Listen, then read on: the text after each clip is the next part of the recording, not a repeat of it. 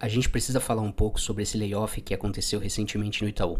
Eu sei que esse é um assunto que já tem muito vídeo, muito conteúdo gravado aqui dentro do YouTube, mas de verdade eu fiquei refletindo bastante. É o assunto que me fez voltar aqui para gravar para vocês nesse canal. Eu tinha dado uma pausa nele, muito pelo que eu ainda estava tentando me encontrar com que tipo de conteúdo eu ia trazer para vocês e como que eu ia compartilhar um pouquinho das experiências que eu tive durante a minha carreira. E o que aconteceu com o Itaú me fez refletir um pouco e até pensar que o conteúdo que eu deveria trazer para cá deveria ser um conteúdo assim, sem edição, sem cortes, um bate-papo de alguém que desenvolve, de alguém que já passou por diversas áreas dentro da tecnologia e que pode tentar conversar com vocês. Sem muitas edições, sem muitos processos, apenas um bate-papo. E se vocês curtirem desse lado, eu acho que é válido, né? Se esse vídeo chegar para algumas das pessoas que foram impactadas pelo layoff no Itaú, eu espero que ajude. É algo que eu tô tentando fazer de coração. E até por esse motivo que eu decidi fazer esse vídeo, gravar esse vídeo só agora, bem depois desse processo, porque uma das principais coisas que eu acredito que eu posso tentar trazer aqui é que existe um momento pra gente debater determinados assuntos. E eu acho que tentar hypar um vídeo e ganhar inscritos, visualizações em cima de um assunto tão delicado como esse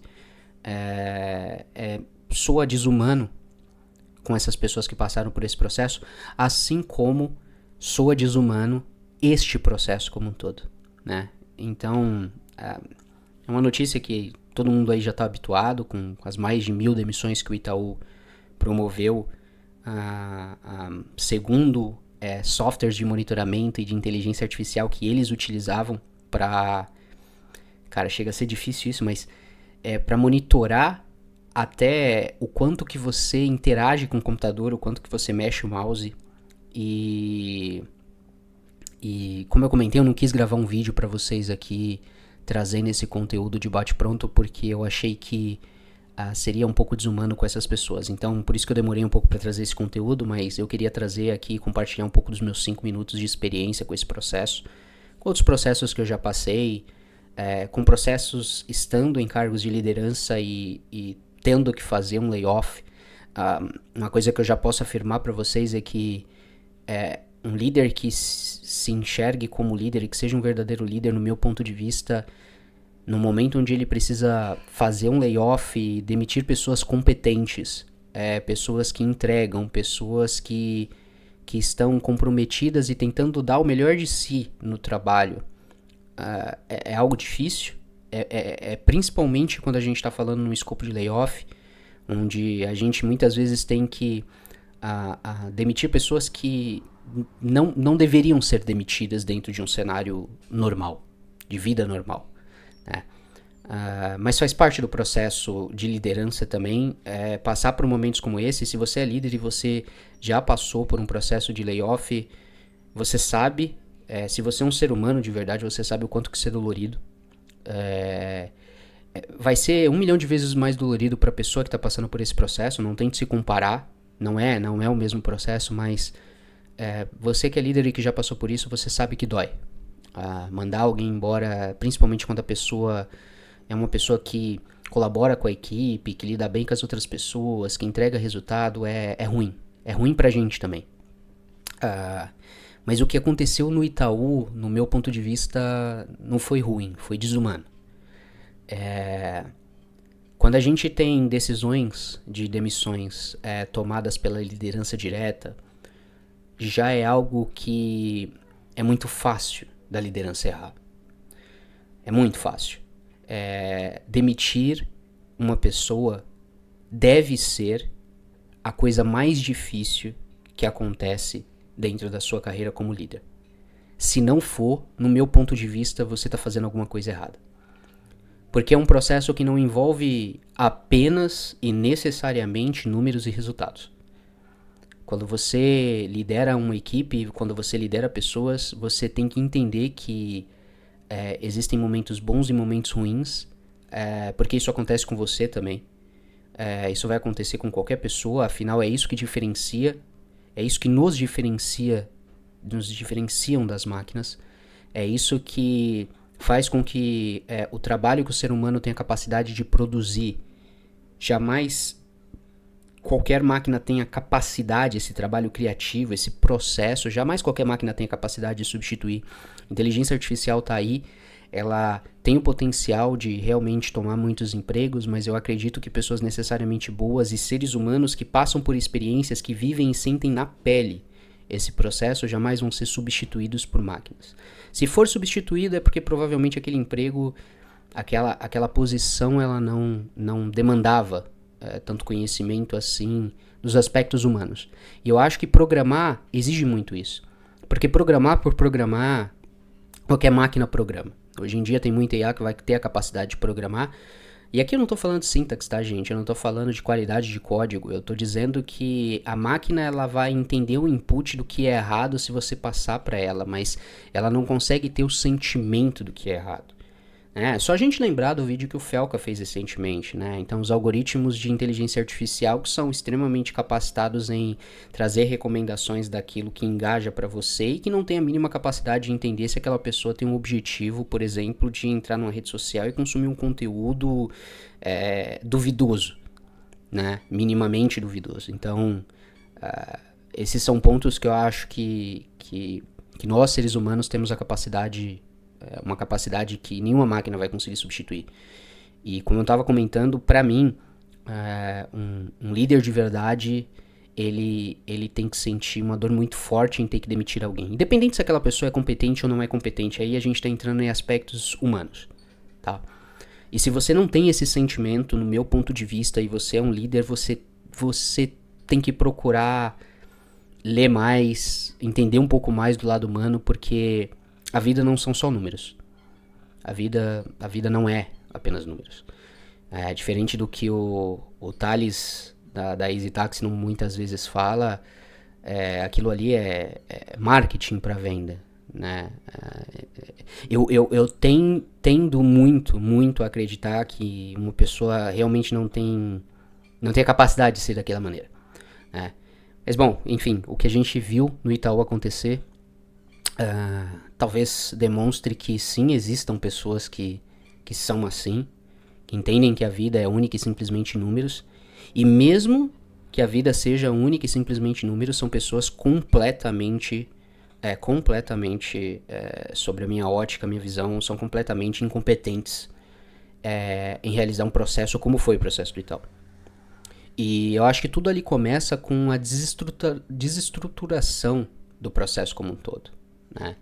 Então, quando a gente vê que pessoas que receberam feedbacks extremamente positivos algumas semanas antes do processo de demissão em massa, algumas semanas antes do layoff, acabaram saindo no layoff e sem meio que entender, e obviamente só entendendo pela mídia depois o que aconteceu, os motivos do porquê elas estavam inclusas dentro daquele processo de layoff como um todo, demonstra a total incapacidade da alta gestão do Itaú em entender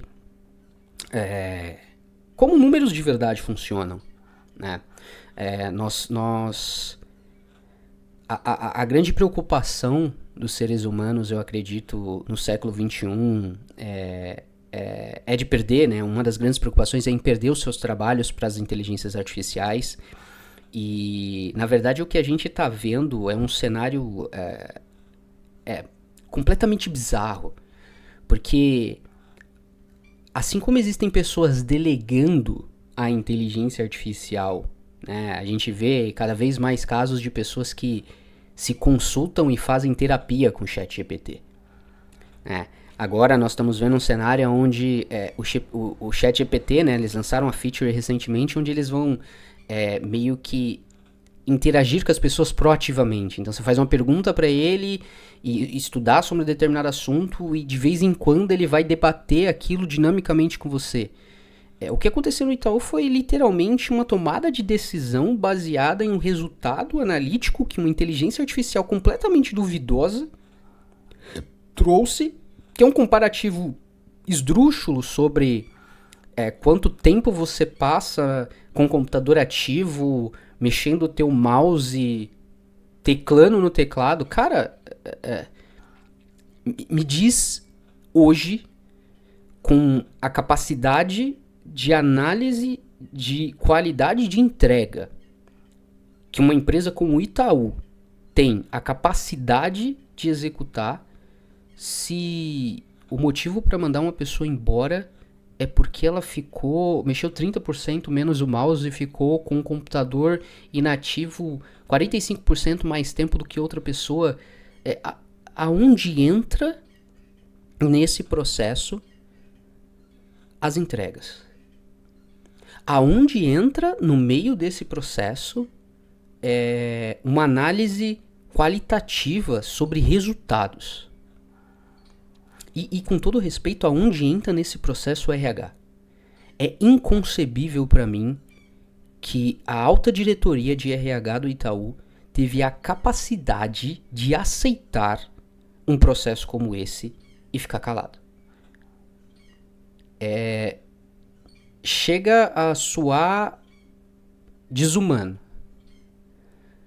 Porque se existe um processo de feedback, de processos, para que algo como isso ocorra, e uma empresa do porte do Itaú, com toda certeza, tem condição de fazer isso, porque, cara, vamos ser sinceros, não é uma baixa performance em 1 mês, 2 meses seu, que vai mudar a vida do Itaú. Não é. Então existe uma margem para trabalho. Eu não estou dizendo que o Itaú tem que aceitar incompetência, eu não estou dizendo que ele tem que aceitar baixa produtividade, mas o resultado que a gente viu, a alta diretoria, a alta cúpula do Itaú dando a permissão para que uma inteligência artificial interfira absurdamente na vida das pessoas e num processo que pode ter mandado embora muita gente muito boa. A gente ainda vai ver o preço que o Itaú vai pagar por isso. E é muito triste enxergar o quanto que cada vez mais nós estamos vendo grandes corporações delegar, a palavra é essa, delegar o único processo que eles deveriam cuidar com unhas e dentes, que é a cultura das evoluções das pessoas, às mãos de uma inteligência artificial que, como a gente já viu aqui, trata muitas vezes um número absoluto como uma verdade absoluta, sendo que são coisas distintas. É triste ver isso acontecer. Pessoas que são mandadas embora por alguma incompetência, algum processo onde ocorreram feedbacks, e muitas vezes, às vezes, não tem um bom relacionamento, sabe, com a companhia, não deu match, faz parte da vida. Tem um processo para isso acontecer. Mas a maneira com que aconteceu demonstra uma total falta de capacidade de liderança. Para agora e para o futuro. No futuro próximo, se você está participando de um processo seletivo de Itaú, duvide 2 vezes antes de entrar nessa empresa. Pense 5 vezes antes de largar o teu trabalho para ir trabalhar ali. Porque uma alta direção que tem a capacidade de tomar uma decisão como essa e continuar lá, não sei muito para onde vai. De verdade. Eu não tenho a capacidade de entender para onde vai uma companhia como essa. Tudo bem, eles são gigantes. Mas gigantes já caíram. Né? Quanto maior você é, maior é a sua queda. E vamos lembrar que a Apple quase faliu. Outras empresas muito maiores do que o Itaú quase quebraram. Outras muito maiores do que o Itaú quebraram. O Itaú ainda tem a vantagem no Brasil de existir um monopólio bancário aqui, né? A gente tem 5, 6 grandes companhias bancárias no Brasil. O sistema bancário brasileiro é extremamente burocrático. E isso faz com que empresas como o Itaú, mesmo com todos esses processos absurdos, consigam se manter durante muito tempo dentro do poder. Né? A gente sabe da história e da política aqui, a gente não precisa entrar nesse assunto no vídeo do canal. Mas é surreal ver um processo como esse acontecer. E se você que está assistindo esse vídeo é uma das pessoas que foram afetadas por esse layoff, o que eu posso dizer para você é, independente de absolutamente qualquer coisa, qualquer uma, você foi impactado por um processo completamente injusto. E quando eu digo você foi impactado por um processo completamente injusto, pode ser que você realmente estivesse entregando mal e que você, num processo correto de avaliação, tivesse seguido para o mesmo caminho. Mas o processo, não o mérito, o processo, ele foi completamente injusto. Não é assim que você faz um processo de layoff. E por mais que você tenha que fazer e que exista justificativas que não cabem ao seu gestor direto debater, e isso é um cenário que já aconteceu comigo, a empresa precisava, a gente fechou a companhia que eu trabalhava, precisamos mandar 90% das pessoas embora. Foi a pior noite, pior final de semana da minha vida, porque eu fiquei sabendo disso numa sexta-feira e eu precisei fazer esses desligamentos na segunda-feira. E é horrível, é horrível. Como eu comentei, dispensar uma pessoa por baixa produtividade tem que doer em você. Você imagina dispensar pessoas que não merecem ser dispensadas por baixa produtividade, que talvez nem tiveram oportunidade de ter feedbacks. Agora, você fazer isso com mais de 1.000 pessoas através de números soltos de uma inteligência artificial, porra, vamos lá, você que trabalha em casa, um cara de arquitetura que trabalha em casa, de engenharia, um PO. Cara, eu tenho lousa na minha casa. Muitas vezes eu tô pensando na arquitetura de um processo, de um projeto. Eu vou na lousa e eu passo lá 30, 40 minutos desenhando o processo para entender um pouco melhor, para conseguir elucidar aquilo que eu tô fazendo, que eu tô pensando antes de entrar numa reunião, antes de propor uma proposta de arquitetura, antes de tentar entender qual é o melhor caminho. Então quer dizer que uma pessoa que faça isso na empresa, tudo bem, porque todo mundo tá vendo, né? Agora, alguém que faz isso em casa, não, calma aí. Você passou 30 minutos do teu dia longe do mouse, você não mexeu o mouse por quê? Você não tá produzindo.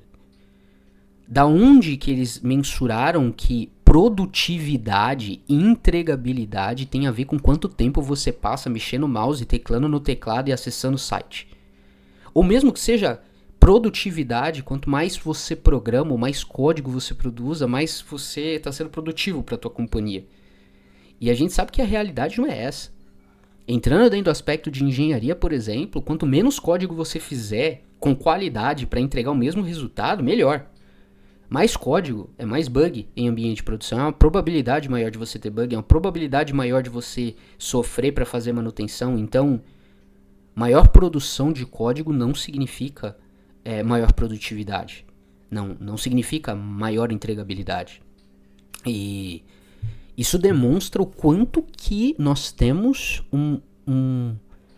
nós estamos vivendo num momento que é o momento propício para o caos. Né? Porque é o momento onde a gente tem mais idiotas como líderes. E é um momento onde a gente tem a inteligência artificial. É um momento onde a gente tem o ápice do ChatGPT. E se você somar um idiota, uma pessoa que não está emocionalmente e tecnicamente preparada para estar ocupando uma posição de líder, com o advento da inteligência artificial, a soma desses dois fatores é o caos. É o caos completo e é isso que a gente viu acontecer dentro do Itaú. E como eu comentei, se você passou por essa situação, saiba que você não é culpado, que sempre vai existir vaga no mercado para pessoas que querem trabalhar, que querem produzir, e não baixa sua cabeça por uma situação como essa. Eu sei que é muito fácil falar isso de longe. De verdade. Eu sei que é muito fácil falar isso de longe. Mas é o mínimo de contribuição que eu posso trazer para você, que ainda existem bons líderes dentro do mercado. É cada vez mais raro. É cada vez mais raro. Mas ainda existem.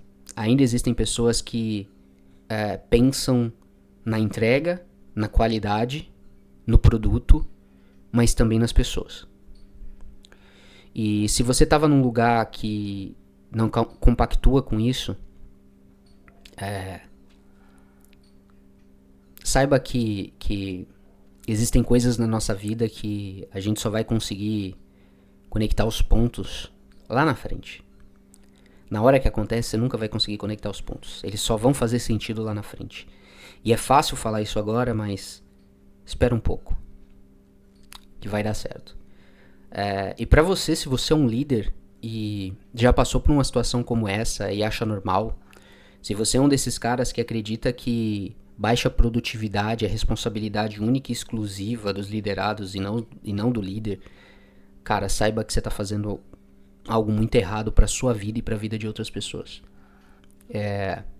Senta um pouco mais a bunda na cadeira, estude um pouco mais e entenda que ser um líder é muito, mas muito, mas muito além de única e exclusivamente aumentar a taxa de entregas de uma companhia. Você tem que fazer sentido para a empresa. Sim, você deve entregar. Sim, você deve melhorar resultados. Mas você também precisa fazer sentido para o seu liderado. Você precisa ajudar essa pessoa a traçar um plano de carreira e não só crescer dentro da companhia que você tá. Você precisa fazer a diferença na vida dessa pessoa para que ela lembre de você lá na frente. E quando eu digo isso pra você, você pode soar um pouco hipócrita, pode soar um pouco arrogante, e você pode parar pra pensar e falar assim, cara, por que isso é minha obrigação? Eu não sou pai e mãe de ninguém. E aí eu tenho uma reflexão pra trazer pra você. Ela vai fazer sentido pra algumas pessoas apenas, mas ela vai fazer sentido pra grande maioria, porque a grande maioria vai passar por essa fase da vida. Se você pensa desse jeito, se coloque no lugar do professor da sua filha ou do seu filho.